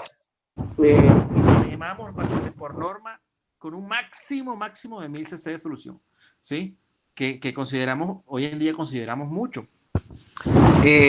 Lo otro que te quería decir con respecto a eso era que oye, decirte yo una cifra exacta no, pero sí lo menos posible. O sea, darte cuenta tú también de que si el microondas explota la solución con 1 minuto, bueno, usar 20 segundos es suficiente. Lo ideal es que no la pases la que venga de la caja. En quirófano sí teníamos, creo que se llaman calefactores o no lo sé, que eran unas grandes neveras a la inversa. O sea, frías y no calientes. Y ellas sí, yo sé que mantenían una temperatura alrededor de los 36, 37 grados centígrados las soluciones. Esa sí era exacta, ¿sí? De hecho, corría de repente el R1 y buscaba ahí en el quirófano que quedaba en el mismo piso. Afortunadamente, bueno, si no hubiera tenido que ir igualito. Unas 4 soluciones y se las traía para un paciente en shock. Pero quizás eso, no sé si está ya en Apo, en el San Juan de Dios, pero usar esos calefactores, esos eran como unas grandes neveras, pero de caliente. Creo que es la parte más exacta, la mejor manera de hacerlo. No, de hecho, acá nosotros en el salón de operaciones tenemos esas calentadores, y no solamente tenemos los cristaloides ahí, tenemos las sábanas que usamos en los pacientes. Están ahí también. Está buenísimo. Pero, ¿cuál es ese, Luis? ¿Ese es el que metes en una cubeta con agua? No, ¿O es otro? Es como una nevera, pero de calor. Como una nevera, pero caliente. Ya. Ok. Nombre, perfecto. Sí, es así. Ya. Ok, de acuerdo. O sea, es algo para no uso médico. No, sí, está en el quirófano. O sea, está en el quirófano. Ajá, por eso, pero no es un insumo médico, sino que es para calentar comida o algo así, o es para otros usos. No, o sea, no es una nevera. Ya ahorita de repente si me da chance te lo encuentro, pero tiene que ser algo de uso médico. O sea, ya. Un aparato bueno. Similar a una incubadora o algo así. Son las que usan en banco de sangre, si no estoy mal, ¿verdad, doctor? Para mantener los hemoderivados en una adecuada temperatura. No sé, nosotros nada más colocábamos, habría que conversarlo con el banco de sangre. Sería interesante tener esta charla con una hemoterapista de repente, ¿ves? Porque claro, muy bien seguro. esto. Pero nosotros nada más colocamos. ¿Por qué? Pero está fantástico eso que dice Manny de la sábana, me parece. Sí. Interesantísimo, porque fíjate, se puede utilizar el mismo recurso utilizando también la sábana. Sí. De Está bonito. hecho, Napo, si quieres, Ajá, digo, no voy al hospital hasta la semana que viene, pero voy y le tomo una foto y te la envío para que lo veas. perfecto, de acuerdo. Sí, Pablo, fíjate que lo que nosotros usamos hace un tiempo y de repente lo pudiéramos retomar, pero es que se nos quemaban mucho y que son baratos, son los calentadores artesanales que se usan en baño de María. Entonces los metes en una cubeta y vos calentás el agua. Calentás el agua a unos 40, 50 y ahí puedes meter las células empacadas. Eso lo utilizamos en un tiempo, pero se queman muy rápido, no se aguantan, pero pudiera ser en alguna medida. Algo tenemos que buscar para ir cambiando esto, porque si se dan cuenta es un punto que tenemos que corregir. O compramos un insumo grande, como los que tiene Manny, o por lo menos hacemos el intento de comprarlo, o vemos de qué otra forma corregimos esto, porque veo que es un problema activo que tenemos en sala de operaciones y estamos exacerbando un poquito la hipotermia con esa transfusión rápida de sangre fría, porque yo sé que el paciente lo necesita y con eso va a vivir, pero le estamos metiendo hipotermia, entonces sí es bien complejo. Quiero presentarles al doctor John Poole, que es el actual jefe del departamento de cirugía, y tenemos el gusto de tener su presencia. Buenas noches, doctor Poole. Buenas noches, Napo. Es un placer y un gusto. La verdad es que lo poco que he podido oír, excelente. Me parece que nos da soluciones, pero también poco a poco nos va a crear necesidades, ¿verdad? Creo que hay que hacer un listado de todo lo que es ideal, sacar costos, ¿verdad? Porque eso es lo que tenemos que ver y ver si no se puede sacar lo mejor, sacar lo que sea en nuestro medio lo mejor. Soluciones hay muchas. Yo recuerdo que la axila de muchos de nuestros compañeros sufrió congelación inicialmente, donde era un lugar donde poníamos las bolsas congeladas para tratar de aligerar el calentamiento, sí, especialmente, pero eso servía cuando teníamos externos, ahorita ya no los tenemos, ¿verdad? Pero sí, hay un montón de sistemas y internacionalmente se usan una plétora. El problema es uno, no sobrecalentar porque uno destruye el eritrocito, ¿ya? Y dos es cuánto es suficiente, que es creo que es la palabra que, la pregunta que hacía Rivera, con cuánto ya vamos a estar seguros de que tenemos la temperatura. El otro secreto también es asegurarse de que estos pacientes entran y se les ponen colchones térmicos. Porque el colchón térmico ayuda enormemente y ya esos ya los contamos en el hospital. Sí. La cosa es tenerlos listos y que el personal que moviliza a este paciente se los ponga, porque entra uno y ahí están al aire libre y que el cirujano tiene mucho calor, especialmente ahora en la época de coronavirus donde el cirujano se está revistiendo demasiado. Y se olvida de que el paciente no está revestido de la misma manera. Entonces, creo que eso es un punto importante que debemos de recordar. Pero sí, la hipotermia es un gran enemigo. Gracias. Perfecto, doctor Poole. Danilo García, ibas a hacer un comentario.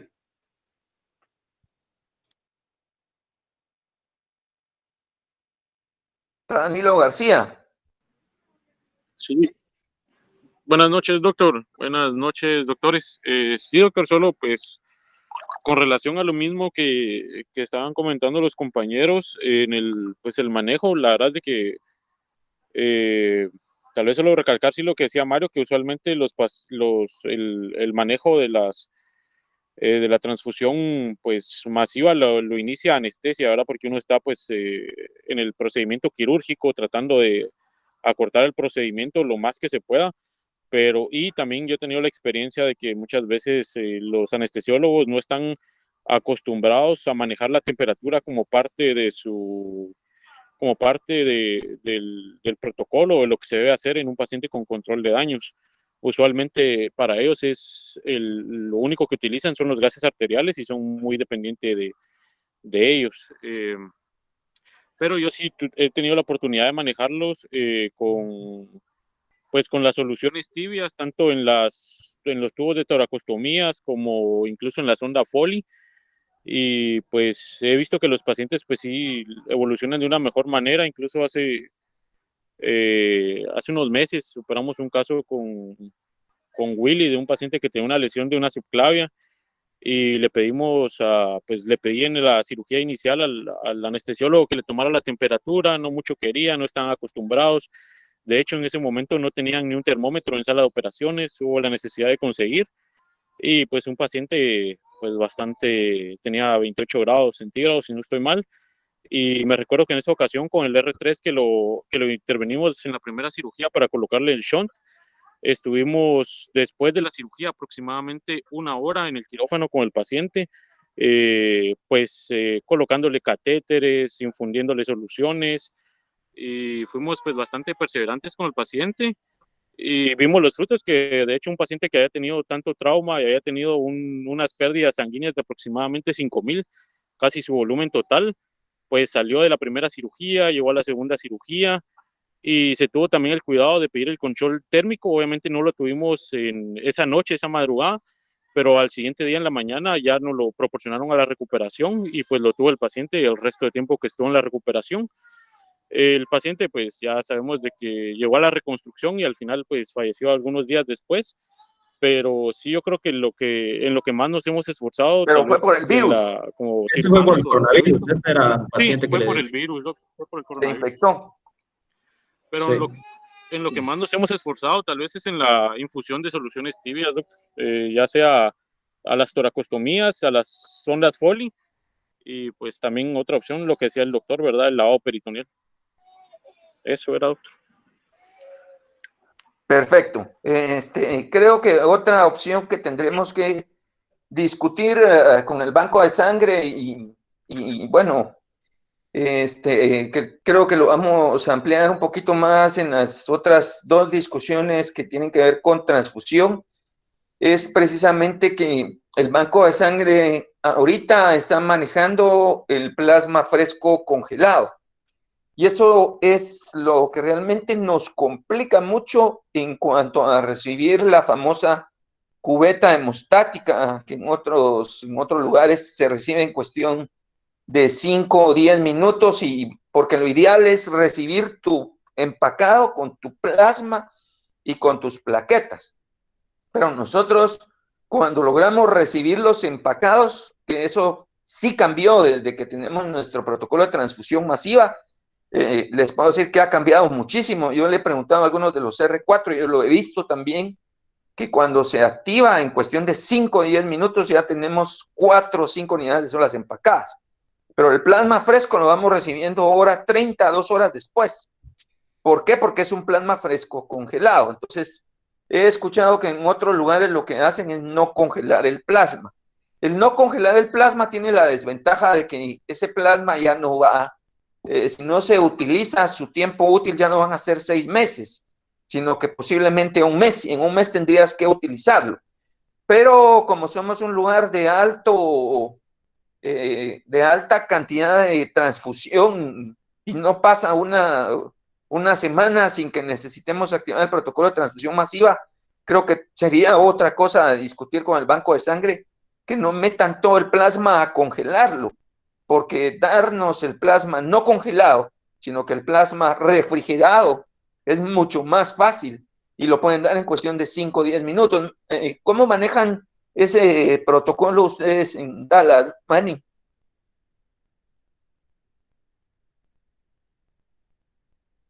Activa tu micrófono. Ahí está, Ahí. perdón. Nuestro protocolo tiene 3 niveles que no lo recibimos, como tú dices, en una cubeta, ¿no? Una neverita, ¿no? Donde lo que uno usa para llevarse las cervecitas a la playa, ¿no? pero eso viene a nosotros por lo menos la primera cubeta que nos llega al salón de reanimación tenemos 8 y 8. 8 que no está match, ¿no? De O positivo y de plasma. Si se activa, digo, primero hay que ver si se usa. Si no se usa, eso se regresa al banco de sangre. Pero si se activa el protocolo en sí, pues ese sube con el paciente al salón de operaciones y en ese estado ya el banco de sangre está preparando la segunda cubeta. Cuando llegamos ahora no estoy seguro si es en la segunda o en la tercera, que ya incluimos el fibrinógeno, el crioprecipitado. En las primeras 3 horas incluimos el TXA, el TXA.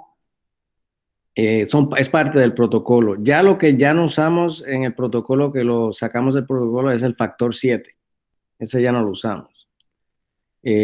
Por varias razones en cuestión de estudios que no mejoraron la sobrevida, etcétera, etcétera. Sí. Pero básicamente, y el banco de sangre, como tú dices, hay que envolverlos en este procedimiento porque hay muchas cosas que uno no sabe. Yo por lo menos no sabía del banco de sangre, o sea que hay que aprender y seguir la logística que ellos utilizan.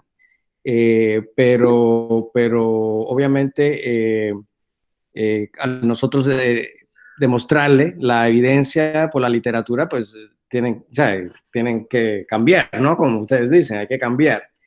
Y gracias a Dios, pues han favorecido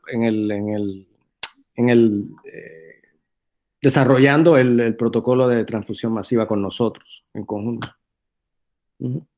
Claro, seguro. Nosotros tenemos como 3 años de que iniciamos el protocolo de transfusión masiva.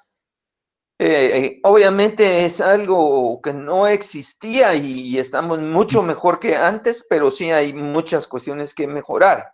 Algo que nos ha costado un montón es convencer a la jefe del banco de sangre que nos aparten algunas unidades y que sea sangre completa fresca. Porque existe precisamente el tabú cuando platicamos con los hematólogos o con los internistas sobre la sangre completa fresca, nos ven como bichos raros y dicen, ¿qué estás hablando? Eso hace 50 años que no se utiliza. Y no han visto que la medicina es un péndulo, porque así empezó la transfusión. Empezó con la sangre completa fresca, dejó de ser algo que se utilizara y se llegó a hacer, yo lo aprendí como algo proscrito, así me enseñaron los colegas, sobre todo los internistas, y que si necesitas plasma es cuando ya sacaste tiempos de coagulación, plaquetas hasta que tienes menos de 50,000 plaquetas. Se te va a morir el paciente, el entorno del paciente traumatizado es totalmente distinto, y eso solo lo va a entender un cirujano. Entonces, si hemos tenido algunas reuniones con banco de sangre que yo creo que tenemos que retomarlas, pero no los hemos logrado convencer de la ventaja que tendríamos de tener la sangre completa fresca, porque eso sí que nos daría el 3x1, como una oferta de pizza, ¿no? Nos están dando todo de una vez sin tanto problema. ¿Tú utilizas la sangre completa fresca en Texas? No, todavía no. Porque como tú dices, está difícil convencer al banco de sangre, pero déjame decirte que muchos centros de trauma en Estados Unidos ya están utilizando, por lo menos inicialmente en el salón de reanimación, el uso de sangre completa. Y no solo eso, yo te diría que no solamente tiene las 3 cosas, tiene cosas que ni conocemos todavía, que le estamos proporcionando al paciente, ¿no? Y un dato bien interesante es, porque ya que estás mencionando la historia, eso fue en las guerras, porque los soldados venían y donaban y se le daba a la persona ahí en el instante. De hecho, en Miami, en el centro de trauma de Miami, algo bien interesante ha ocurrido de que los veteranos de las guerras que viven en Miami, ¿no? Obviamente voluntario, han creado como una red de conexión que cuando alguien de ese grupo requiere una reanimación de sangre, se llaman a todos y hacen lo mismo que en la guerra, van al centro de trauma y le dan la sangre ahí. Digo, ya están todos los permisos firmados y todas las cosas legales, claro, ¿no? Pero es así, y obviamente eso es lo mejor, ¿no? Es el futuro, ese es el futuro. Sí. Claro que sí. Sí, Luis, ¿y en Costa Rica cómo van las cosas con la transfusión hemostática? ¿Es tan difícil como acá en Guatemala? Bueno, aquí hay más disponibilidad, no hay tanto trauma como en Guatemala, eso es una de las razones. Por tanto, el banco de sangre no tiene tanta demanda, pero sí hay una cultura mucho yo creo que eso puede ser una clave para ganarte al banco de sangre, nada, porque hay mucha cultura de donación de sangre. Hasta antes de venirme en Venezuela, la manera de ganarme el banco de sangre fue que hicimos una campaña donde los médicos donábamos sangre. Entonces, qué mejor manera de ganarse a la gente del banco de sangre que dando el ejemplo uno. Entonces buscábamos médicos y yo busqué muchísimos paramédicos a los cuales les daba clase y llenábamos ese banco de sangre de gente y no les quedaba otra manera que decirnos que sí a todo lo que nosotros les digamos. Entonces puede ser una manera de ganártelo, Napo. Mira, ahí en el chat te puse 2 links. Esto es sin conflicto de interés. Yo no sé qué empresa es esta. Mira, ahí está, ¿ves? Ese es el calentador, correcto. Las mías no eran tan bonitas como pero sí. Y creo que hay otro, el segundo link que puse, me acordé de Manny porque tiene las sábanas adentro, tiene las sábanas puestas. Entonces, es más o menos esto. Fíjate que no es algo muy tecnológico, o sea, no es algo... Bueno, en especial tiene ruedas, fíjate, que de repente pudiera rodarse un quirófano a otro, o qué sé yo. Puede caber en tu unidad de trauma, Napo, para que veas. Creo que es lo próximo que tienes que pedirle al hospital.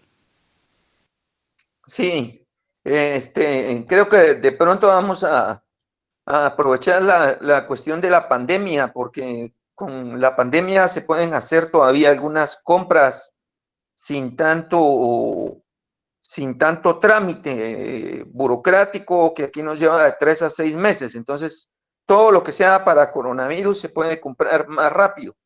Así que vamos a inventar, vamos a inventar que no es contra el virus, ¿no? Así que así de repente nos lo logran comprar. Podría ser. Parece bien. Muy bien, no sé si alguno de los R4 o R3, el doctor Pool, Guillermo, alguno tenga algún otro comentario, alguna pregunta para aprovechar la presencia de Manny y de Luis. Yo sí tengo una duda. Si tienen experiencia con plasma liofilizado, que se puede reconstituir, yo creo que obviamente el precio debe ser descomunalmente alto, pero siempre es algo que se puede tener en mente y se independiza uno un poco de banco de sangre, ¿verdad? Porque cualquiera puede mezclar un liofilizado con una solución. Pero es carísimo, ¿verdad? Entonces creo que no es rentable, pero es algo que se podría sugerir, ¿no? Para cuando lleguemos verdaderamente a que no hay absolutamente nada, sí, pues saquen el utilizado y aunque sea, claro, y que fuera Navidad, ¿verdad? No, yo no tengo experiencia, no lo utilizamos. Tratamos una vez de que se usara en el sistema prehospitalario, mayormente en pacientes con trauma romo, hipotensos, que estuvieran en extremo, ¿no? Pero lo bueno de eso es que dura muchísimo tiempo. Eso es lo bueno. Y a temperatura de ambiente, que eso es lo otro bueno. Pero en cuestión de costo, no conozco, así que yo me imagino que es costoso, pero no tengo experiencia en cuestión en el hospital. No. Y es costoso. La experiencia que yo he leído, que no he tenido, pero he leído, es que se está tratando de usar, como bien dices, Manny, no solamente en los ambientes prehospitalarios también, sino en esa medicina de combate, donde son, como decir, escenarios austeros, que de repente está complicado llegar a un hospital, y las ventajas que tú dijiste, le agrego que también tienen pocas reacciones adversas, a comparación de las funciones sanguíneas, pero sí era costoso. En el momento que intentamos usar tal, los números no dieron, así que lo desechamos. Sí, tal vez de las opciones que no sustituye al plasma, definitivamente, porque yo tuve una discusión con la casa comercial que lo está distribuyendo, que es el Octaplex, que son los derivados de protrombina, ¿no? Que yo creo que tiene un buen lugar en el caso de que no tengamos a mano el plasma, no para sustituirlo, porque creo que nuestra meta debe ser el plasma, pero si no tienes otra cosa y tienes el frasco de Octaplex, yo creo que de repente es una buena opción porque no te da todos los factores de coagulación a punto, pero sí te da algo, ¿no? Y yo creo que sí puede ser una alternativa mientras nos vamos poniendo al día con la cuestión del banco de sangre, pero el Octaplex ya está en el hospital. Claro, lo utilizan solo los hematólogos, pero igual se los podemos ir quitando. ¿Verdad? Ya a los internistas ya les quitamos el coronavirus, así que no veo por qué no podamos quitarles el Octaplex a los hematólogos. No, pero, y nosotros lo utilizamos mucho, acá se llama Kcentra, y tiene los 4 factores, y lo utilizamos mucho porque aquí hay muchos pacientes que usan los anticoagulantes que no es Coumadina, que es el Xarelto, el Eliquis, que son... Sí, los anti-10. No tienen, bueno, ahora hay algunos que tienen antídoto, pero eso hasta ahora, y es carísimo. Y entonces utilizamos eso para esos pacientes, pero como tú dices, es una alternativa, porque lo mismo, no tienen pueden estar a una temperatura de ambiente y duran muchísimo tiempo. De acuerdo. ¿Alguna otra pregunta o alguna duda de los R3? Ahorita tienen chance de tener dudas porque después en el examen somos nosotros los que les vamos a preguntar. En el examen se ponen fríos, ¿no? Sí. Sí. Bueno, pues yo creo que es tremendamente importante llevar estas clases a quirófano, ¿no? Llevarlos a la práctica y que lo empecemos a hacer, porque vieron que en un ratito hicimos un tamizaje así rapidito de cómo están las cosas en sala de operaciones y es así la realidad, pues no tenemos por qué tener temor en aceptar que no estamos haciendo lo mejor en algunas cosas para poder hacer el cambio, ¿no? Primero hay que aceptar que nos hace falta un cambio, que nos hace falta, que sí sabemos, porque yo sé que todos los residentes saben esto, tienen esos conceptos y durante mucho tiempo en las sesiones de móvil y mortalidad hemos hablado sobre la hipotermia, pero no hemos dado el salto a ponerlo a la práctica, a ponerlo en quirófano, así que creo que esto nos debe de servir de reflexión y de cambio. Entonces, yo agradezco muchísimo la presencia de Manny y de Luis, que ha sido bastante enriquecedor y pues de verdad esperamos contar con su tiempo para las próximas charlas. Es un programa bastante ambicioso y cargado y que pensamos cubrir en 1 mes y medio más o menos los temas principales para que los muchachos ya estén con la preparación teórica para operar baleados. Creo que el lunes nos toca antifibrinolíticos y va a estar comentando Juan Carlos Duquesne. Y en la siguiente es transfusión hemostática. Así que estos temas van bien de la mano con la hipotermia porque deben manejarse todo al mismo tiempo y al mismo tiempo que estamos haciendo el control de la hemorragia debe estarse pensando en hacer este control de la temperatura. Si no, hay algunos artículos, cuando veamos control de daños también, se menciona mucho que el cambio, lo que cambió muchos paradigmas fue la cirugía de control de daños, pero lo que vino así a cambiar definitivamente la sobrevida fue la resucitación en el control de daños. Eso sí que de verdad lo cambió todo. Entonces debemos de tener esa mente molecular como cirujanos, esos ojos como que estuviéramos con microscopio, ¿no? Viendo lo que decía Manny, esa destrucción, ese aturdimiento de la mitocondria que está sucediendo, nos tenemos que imaginar eso porque sí es muy importante. Yo creo que Vanessa quería hacer un comentario, le vamos a dar la palabra. ¿Querías decir algo, Vanessa? Sí, buenas noches a todos. Muchas gracias, doctores, por pues su excelente plática y la experiencia que tienen sobre el manejo de los temas. Pues yo quería hacer un comentario sobre dos cosas. Uno, lo del manejo de las transfusiones, porque pues como R1 es la que trae, la que lleva la sangre. Entonces he preguntado en banco de sangre cuando ha tocado la ocasión de devolverla, ¿verdad? Porque a veces pues no se utilizan todas en sala de operaciones. Y sí, en banco de sangre llevan una cadena de frío. Entonces ya no es válido devolverla ya cuando están calientes. De hecho, las células empacadas, por lo menos. Entonces, más o menos, pues estaba platicando con un técnico en laboratorio que después de que se pierde la cadena de frío, pues ya no es viable volverla a enfriar o volverla a meter a la cadena de frío porque ya se rompió. Y más o menos tiene que estar en 4 grados, menos 4 grados centígrados, ¿verdad? Entonces, eso es muy importante porque uno, pues también al momento de manejar casos de hipotermia, ¿verdad? Pues también no podemos esperar a que se calienten tanto las soluciones porque ya no va a ser eficaz o viable para el paciente en cuanto a los factores que ellos toman en cuenta para mantener el porqué esa cadena de frío, que es para evitar que pues agentes bacterianos o patógenos crezcan en la bolsa de células empacadas y pues que su tiempo de vida sea más útil, ¿verdad? Porque si se mantiene frío, pues vamos a tener la disponibilidad de la sangre más días.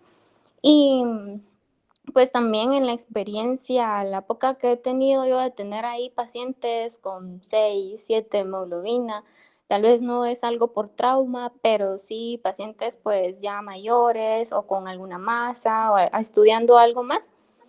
Sí, tenemos las unidades ahí como a la par del paciente, ¿verdad? Como que envuelta en la chamarrita, debajo del brazo, porque sí se nota de que pues al pasar obviamente las células empacadas de una vez, pues sí, el paciente lo refiere, ¿verdad? Hasta solo las soluciones al tiempo les provoca frío.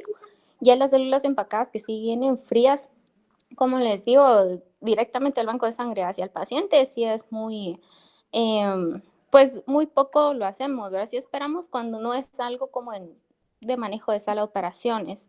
Entonces, pues a eso iba mi comentario sobre el manejo de las células empacadas y la otra situación es pues el manejo de la hipotermia en pacientes ya en área roja, en estado de choque o pacientes politraumatizados que están en proceso, ¿verdad? De evaluación, diagnóstico, se les pues descubre para hacer el ABCD del trauma.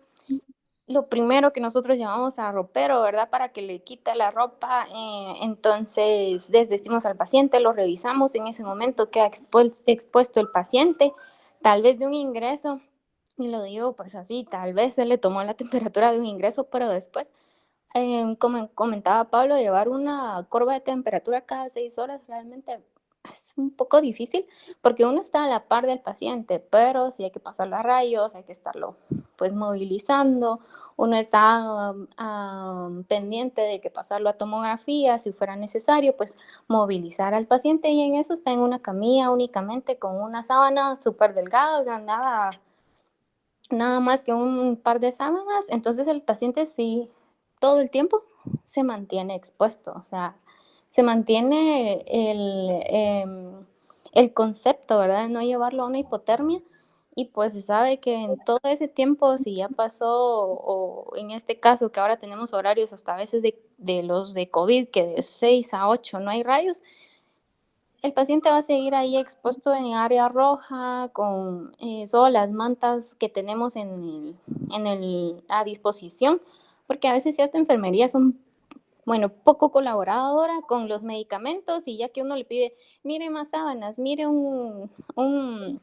hasta un rollito así de mantas para poner una vía, ¿cómo cuesta, verdad, que los consigan? Entonces, sí es Un poco difícil manejar eso, lo de la hipotermia, considero yo, pero no sé qué podemos hacer o qué nos aconsejarían ustedes que manejan ya centros de trauma mucho más especializados, pero que estén a nuestro alcance para tener más énfasis en cuidar esa parte del paciente y que no podamos tener pues esa desventaja ya al manejar el paciente en conjunto, ¿verdad? Únicamente. Bueno, Vanessa, hablas tal cual como un R1. Pero bueno, está bien, tranquila, todo eso pasa, Vanessa, ¿viste? Ya cuando seas R2 te vas a olvidar de eso. Pero mira, algo que te voy a tomar de lo que dijiste que es muy interesante. Cuando tú revisas los artículos de los errores en trauma, de los pitfalls en trauma, una de las primeras causas es algo súper sencillo, que no tiene nada que ver con exploración quirúrgica, que es la exposición. La mayoría de las veces, o la mayoría de los errores que se cometen en un paciente con trauma es en la omisión de revisar a un paciente completamente desnudo, diciendo, por ejemplo, o pensando que tiene un tiro en el abdomen, un balazo en el abdomen, pero tenía otro balazo en una pierna o qué sé yo. Entonces, en relación a eso, cuando tú cumples ese precepto de revisar los desnudos completamente, es cuando el paciente más sufre de hipotermia, ¿ok?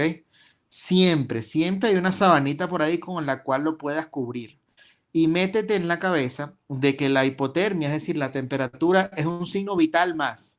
¿Sí? Yo estoy seguro que tú tienes ahí cuando yo era R1 de cirugía, ya ni me acuerdo, ya se lo olvidé, por alguna razón lo olvidé, yo tenía con un quirófano adentro y tenía ahí un tensiómetro, un poco de cosas, ¿verdad? Que me ayudaba. Bueno, tienes que buscar la manera de meterte en la cabeza de que la temperatura también es importante. También es importante porque quizás tú no operes estos pacientes, pero los R2 y los R3 que lo operen van a valorar mucho y el paciente sobre todo va a salir mejor si tú de repente lo entregas y le dices, mira, tú un paciente con un traumatismo abdominal con 90-60 de tensión y tiene 35 de temperatura.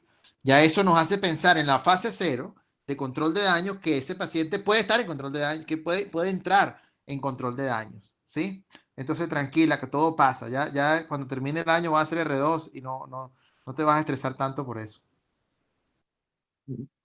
Sí, lo que sí tendremos que discutir con el banco de sangre, porque no estoy seguro de lo que te estoy diciendo, pero yo creo que si no abriste no destapaste la sangre, no tiene por qué infectarse, entonces puede regresar a la cadena de frío sin ningún problema. Yo he platicado con la jefe del banco de sangre y creo que el compromiso es que no se abra, o sea, que no se le ponga el sistema. Toda vez abriste esa unidad, esa ya no se puede regresar porque ya se violó todo el proceso de esterilización que tiene y toda la asepsia, pero solo solo recalentarla, no tiene por qué pasar nada. Tal vez si mucho descomponerse algunos de los componentes, crenarse algunas células rojas de repente, pero no pasa nada. Si no se ha roto el sistema, no hay ningún problema. Y eso solo vamos a tratar de enfatizar con la jefe del banco de sangre para que tenga uniforme los conceptos con todos los técnicos, pero válidos tus comentarios. Muy bien. Gracias, doctor. Muy bien, entonces, Guillermo, si querés, cerramos la sesión, ¿verdad? Agradeciendo nuevamente la presencia de Manuel y de Luis, e invitándolos a que tengan la amabilidad de su tiempo cuando puedan. Están súper invitados al resto de charlas para vernos todos. Va a estar la planificación.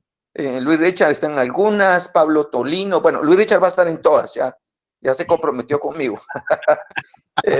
Pablo Tolino,